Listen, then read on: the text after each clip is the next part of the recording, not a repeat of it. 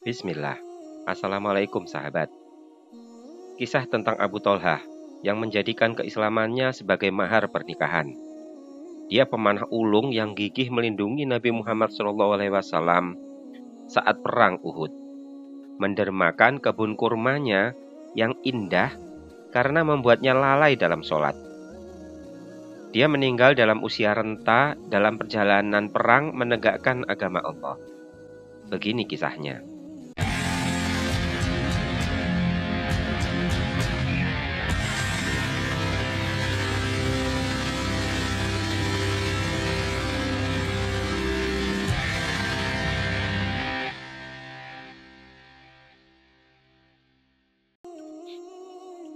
Zaid bin Sahal yang dijuluki Abu Tholhah mengetahui bahwa Al-Rumaisyah binti Milhan An-Najjariyah yang dikenal dengan nama Ummu Salim sudah tidak bersuami lagi setelah suaminya meninggal dunia. Maka gembiralah hati Abu Tholhah mendengarnya. Tidak mengherankan karena Ummu Salim adalah seorang wanita yang amat menjaga harga diri dan terkenal kecerdasan akalnya. Maka Abu Tholhah berniat untuk meminangnya sebelum ia kedahuluan oleh orang lain yang berminat untuk mengkhidbah wanita seperti Ummu Salim ini. Abu Tholhah begitu percaya diri bahwa Ummu Salim tidak akan menolak pinangannya dan menerima pinangan pria lain. Sebab dia adalah seorang pria dewasa yang berusia matang, memiliki status terhormat, dan memiliki harta yang banyak. Ditambah lagi, ia adalah seorang patriot Bani Najjar dan salah seorang pemanah Yathrib yang terkenal. Abu Tholhah berangkat ke rumah Ummu Salim. Saat di tengah jalan, ia teringat bahwa Ummu Salim telah mendengarkan dakwah yang disampaikan oleh seorang da'i dari Mekah yang bernama Mus'ab bin Umair. Ia tahu bahwa Ummu Salim telah beriman kepada Muhammad dan masuk ke dalam agamanya. Akan tetapi, masih saja Abu Tholhah berkata dalam dirinya, "Memangnya kenapa? Bukankah suami Ummu Salim yang telah meninggal pun masih berpegang teguh dengan agama kakek moyangnya dan berpaling dari agama dan dakwah Muhammad?" Abu Tholhah sampai di rumah Ummu Salim dan ia meminta izin untuk masuk. Ummu Salim pun memberinya izin. Saat itu anak Ummu Salim yang bernama Anas turut mendampinginya. Lalu Abu Tholhah mengutarakan maksudnya dan Ummu Salim menjawab, "Orang sepertimu ya Abu Tholhah tidak akan ditolak. Akan tetapi aku tidak akan menikah denganmu karena engkau adalah orang kafir." Maka Abu Tholhah segera menduga bahwa Ummu Salim telah berdalih dan telah memilih orang lain yang lebih banyak hartanya dan lebih mulia kedudukannya. Kemudian ia bertanya, "Demi Allah, siapakah orangnya yang telah membuatmu menolakku, wahai Ummu Salim?"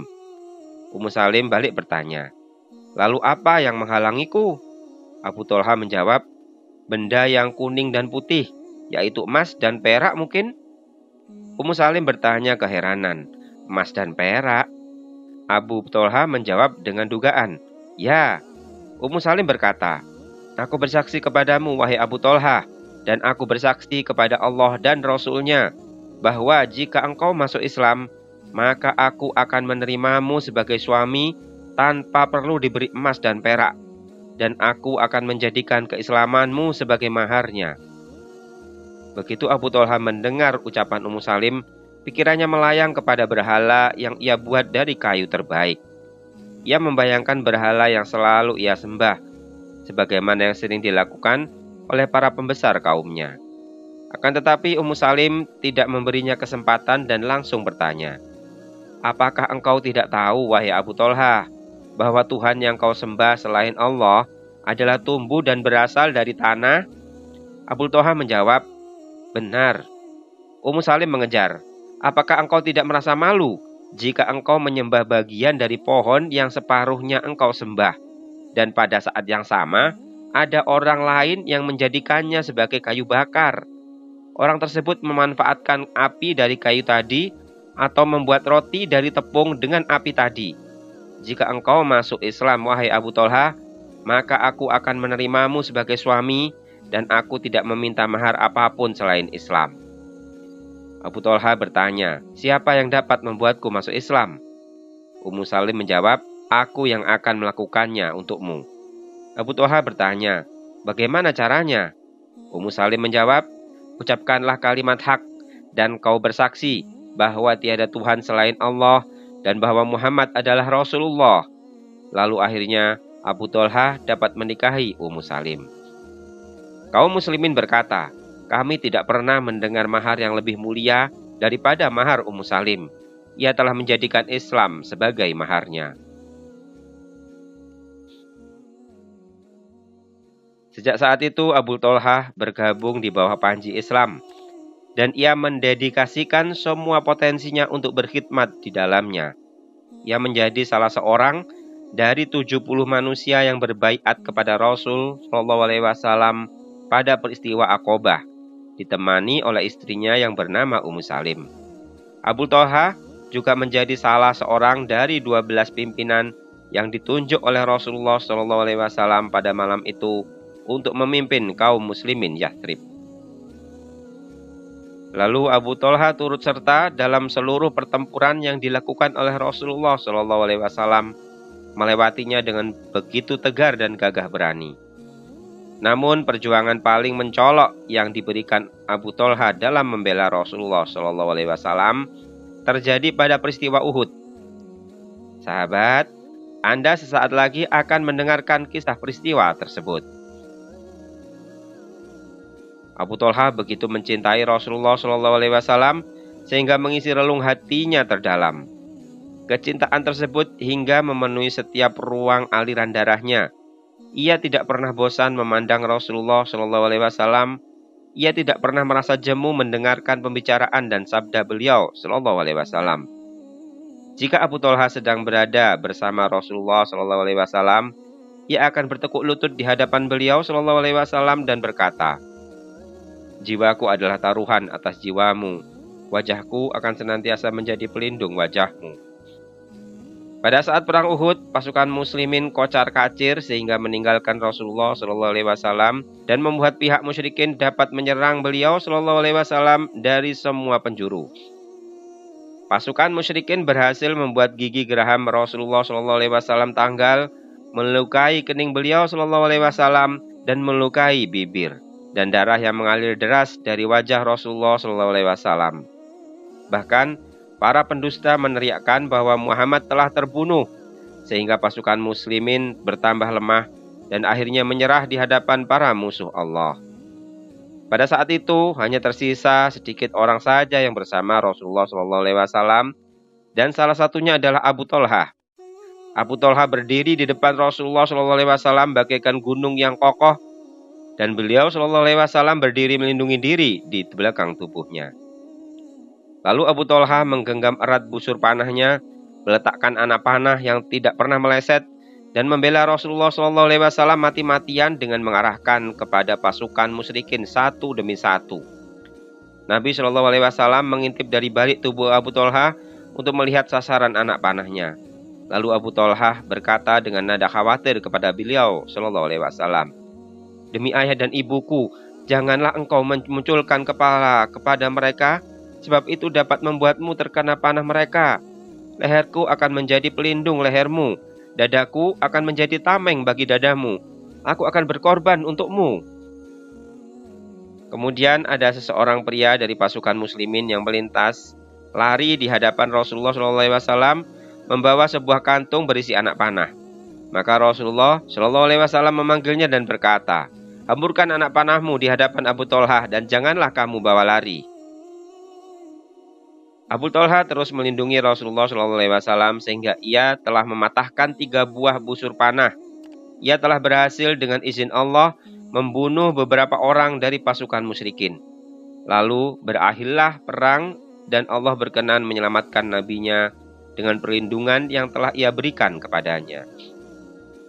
Bila Abu Thalha mampu berderma di jalan Allah pada saat-saat sulit, maka ia akan lebih dermawan lagi pada saat-saat lapang. Yang membuktikan hal ini adalah bahwa dirinya memiliki sebuah kebun kurma dan anggur yang tidak ditemukan di kota Yathrib. Kebun yang lebih besar pohonnya, lebih bagus buahnya, dan lebih jernih airnya. Saat Abu Thalha sedang melakukan sholat di bawah daun-daun pohon yang lebat, perhatiannya tertarik dengan seekor burung yang bernyanyi berwarna hijau dan memiliki paruh berwarna merah. Kedua kakinya pun berwarna. Burung itu melompat-lompat di dahan pohon sambil bernyanyi dan menari. Abu Thalhah menjadi kagum dengan pemandangan ini, lalu mengiringinya dengan bertasbih. Tak lama kemudian Abu Thalhah sadarkan diri. Ia dapati bahwa dirinya sudah tidak ingat lagi akan bilangan rakaat sholatnya. Apakah 2, 3? Ia sendiri tidak tahu. Begitu ia selesai melaksanakan sholat, ia mendatangi Rasulullah SAW dan menyampaikan keluhan bahwa dirinya telah diperdaya oleh kebunnya sendiri, dengan pohon yang rindang dan burung yang berkicau, sehingga membuatnya lalai dari sholat. Kemudian Abu Thalhah berkata kepada Rasulullah SAW, "Saksikanlah ya Rasulullah, aku jadikan kebun ini sebagai sedekah di jalan Allah Subhanahu wa Ta'ala. Gunakanlah sekehendak Allah dan Rasul-Nya."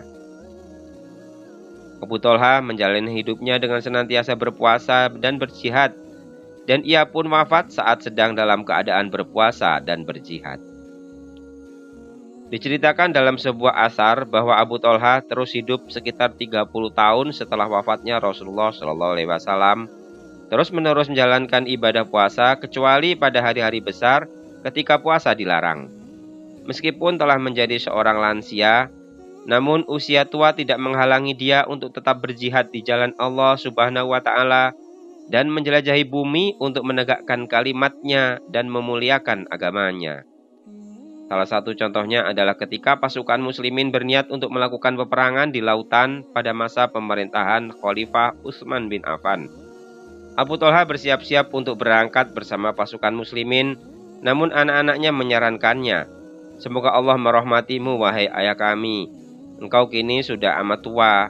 Engkau telah berjuang bersama Rasulullah SAW, Abu Bakar, dan Umar. Mengapa kini engkau tidak beristirahat saja dan membiarkan kami yang melakukan jihad?" Abu Thalhah menjawab dengan tegas, "Allah Subhanahu wa Ta'ala berfirman, 'Amfiru khifafan wa thiqala.' Berangkatlah dalam kondisi ringan maupun berat." Al-Quran Surat Al-Taubah ayat 41. Allah telah menyeru kita semua untuk berangkat, baik tua ataupun muda, dan Allah tidak pernah memberikan batasan umur. Kemudian tanpa ragu, ia bersiap-siap untuk berangkat. Saat Abu Thalhah yang sudah tua itu berada di atas kapal di tengah lautan bersama pasukan muslimin yang lain, ia jatuh sakit dan akhirnya wafat. Para pasukan mencoba mencari sebuah pulau untuk menguburkan jasadnya.